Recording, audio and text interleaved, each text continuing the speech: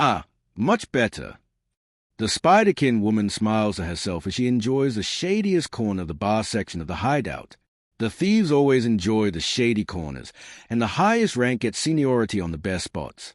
She doesn't care much about how dark the corner is, but she appreciates the feeling of seclusion even with a loud hangout all around her. And in her opinion, there are few things better than unwinding with a nice glass of wine and her knitting after having been reading reports all day. She wishes she could pass that duty on to someone else, but a guild leader who doesn't know what's going on isn't going to stay leader for long. But once the mayor is dead and she takes his place, she can leave that sort of tedium to her underlings instead. It also helps her mood that the reports are mostly positive. She had been on the border between worried and angry when she heard one of the team leaders was fired for his poor management of the haulers, but that proved to be an interesting opportunity. Poole was Plamet's little project, wanting the butchers as a front to Laundercoin. She never expected to gain a new member instead of a new front. Or rather, in addition to, it'll just take a few years for the changeling to either fail enough to call in his family's debt, or for him to accept the guild enough that he'd take them over himself. It's looking a lot like it will be the latter, and in stunning fashion as well.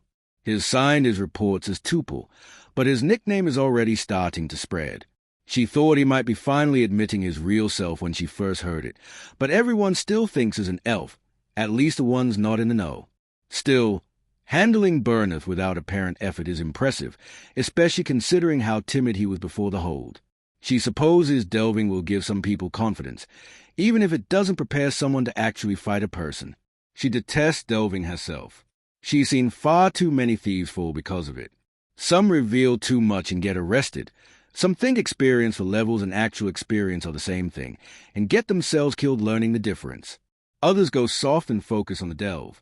The rare few like Poole who take the power and apply it properly are not worth the losses of delving, generally. But now she has a potential new leader, and someone who can get the early information on the dungeon he insists on getting. And if the talk of his blankness isn't exaggerated, she might have a great way to ensure the plan will work. The Earl's mercenaries are still not here, but with her own changeling, she might be able to have him kill him instead. It'd make things a lot simpler, and if he manages to escape, he'll have shown himself to be worth joining the inner circle. But that's a lot of IFS. For now, she knits and sips her wine, watching the other thieves. Her eyes flit over all of them, taking in the small details, but most of her attention that's not on her knitting is on a single thief, Burneth. He did not take losing to Poole well, and she smiles around her wine glass as she watches him slowly crumble.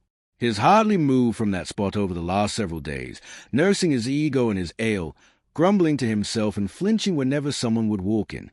Honestly, she wouldn't have expected him to be bright enough to doubt himself. He has always been a blunt instrument, a tool to keep the true underlings in line. He didn't need to make any decisions, just do what he was told. Slap around whoever needed to be reminded of their place, maybe go and intimidate a shopkeep or two. But being put in his own place, now he worries it's more precarious than he thought. Toja suppresses a giggle at the notion, not needing any special affinity to tell what he's thinking. It's plain enough on his face and in his posture that she could probably knit his thoughts into her current project. She wouldn't, though. She doesn't need something so inane on her tea cozy. Still, she should probably do something. He'll either drink himself into a proper stupor and do something properly stupid, or he'll waste away without someone telling him what to do. She motions for one of her guards and points at the door elf, indicating she wants him to join her. The guard looks confused for only a moment before complying, her own big dumb muscle knowing he shouldn't try to figure out how she thinks. Burneth almost jumps through the ceiling when the large hand lands on his shoulder, and he tries to shrink it on himself once is told she wants to speak with him. He might not be smart, but even he knows the boss shouldn't want him for anything he'll enjoy.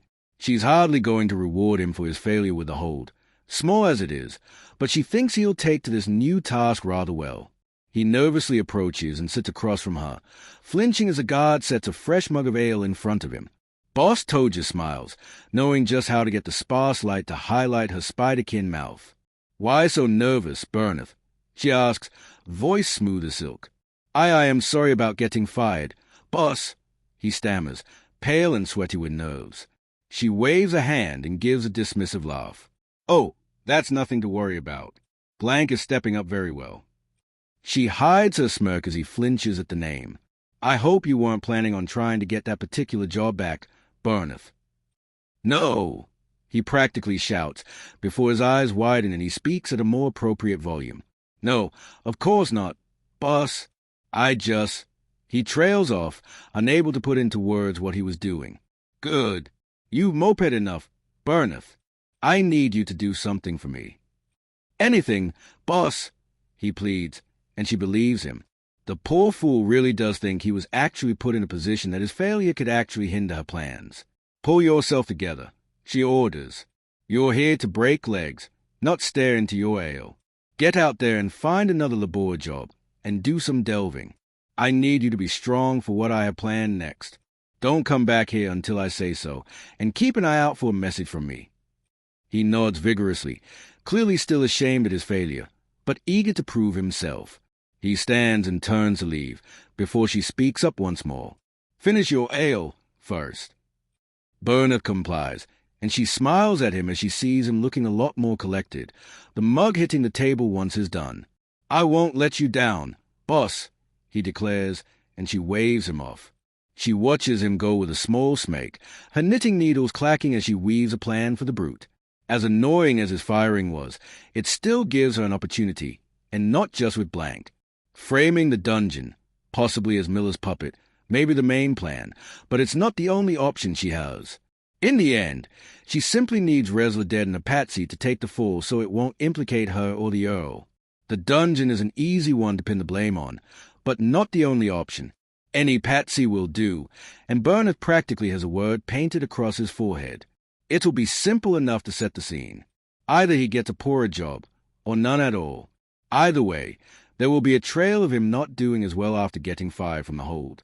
Then people will see him delving, driven to make himself stronger. They'll probably see him using techniques that might raise eyebrows, but nothing to make them do anything. Things that seem to clear in hindsight. It'll be a tragic tale, one that happens often enough that people will accept it without much fuss. How many workers try to make their sudden unemployment their former boss problem? That he didn't attack immediately simply means his hatred was allowed to simmer, a plan slowly forming. She smiles and finishes her glass of wine, taking a moment to double-check her work with both her needles and her plan. Both are to her satisfaction. If the Earl's plan pans out, that's fine. There's a few more steps to it than she would prefer, but here's a one with the money and prestige to throw around to make it work. But if they need a backup, Burneth will give them an easy target to pin the blame on. It's what he gets for failing her. If he ends up not being needed, she'll have a strong enforcer to use some other time. And if she does need to sacrifice him,